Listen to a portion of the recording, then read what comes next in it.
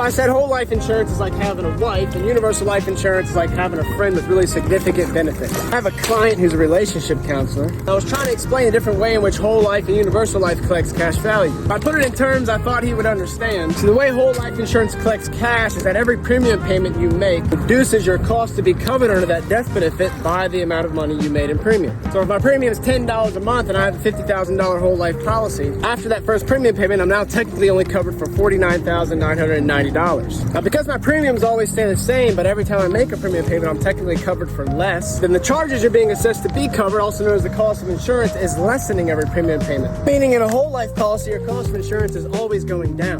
And that's how you start to build cash value, because as you continue to pay the same premium with a lower cost of insurance, excess money starts to exponentially be left over.